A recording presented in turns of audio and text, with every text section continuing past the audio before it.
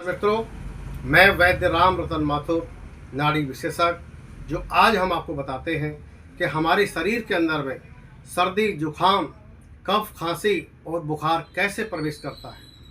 देखिए, जब मौसम में परिवर्तन होता है तो हमारे शरीर का जो तापमान है, टेम्परेचर है, वो 98.6 से लेकर के वो 99 या उससे अधिक बढ़ जाता है, जिससे हमारा स्वस्थ शरीर बीमार पड़ जाता है।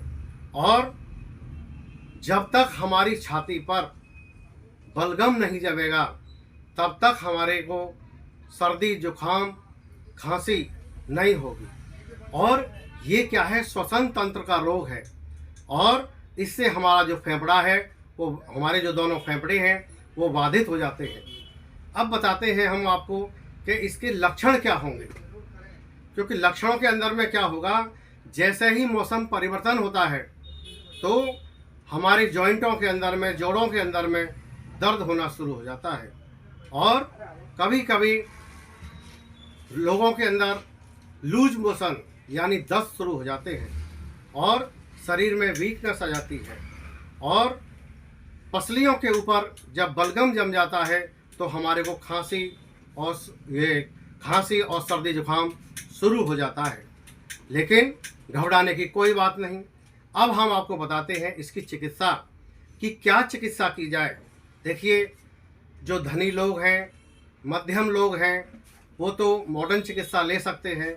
लेकिन एक गरीब परिवार के अंदर जिसमें 8-10 लोग हैं और वो सभी रोग से ग्रस्त हो जाते हैं, सर्दी से, जुखाम से, बुखार से, तो वो पैसा उनके पास उतना नहीं हो पाता है, जिससे वो परेशान रहते हैं।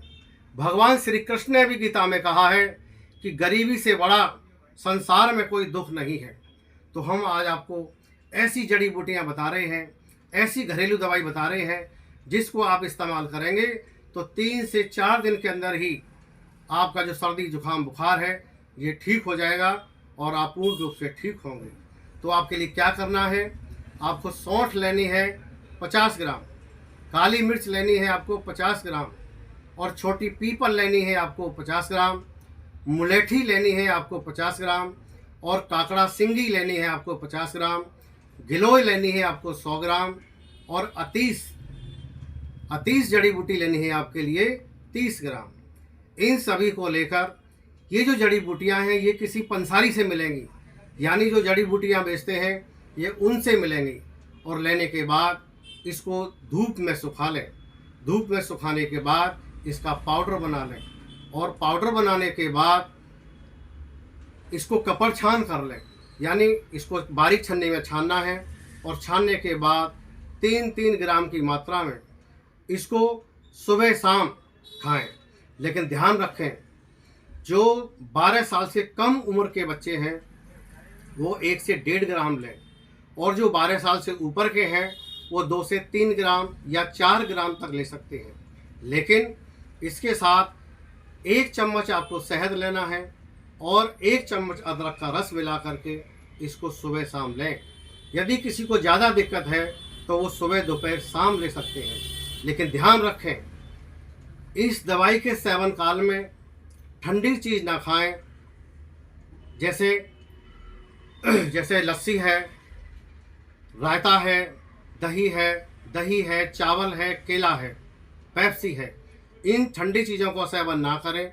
और विशेष चिकित्सा के लिए हमारा माँ गायत्री संपूर्ण आयुर्वेद मेडिकल सेंटर, जिसमें हम विभिन्न प्रकार के रोगों की चिकित्सा करते हैं, जैसे TB, cancer, HIV, thalassemia, diabetes, kidney failure, arthritis, asthma, impotency, पुरुषों की नपुंसकता, महिलाओं में बांझपन, लकवा, पीलिया, थायराइड आदि अनेक रोगों की चिकित्सा करते हैं।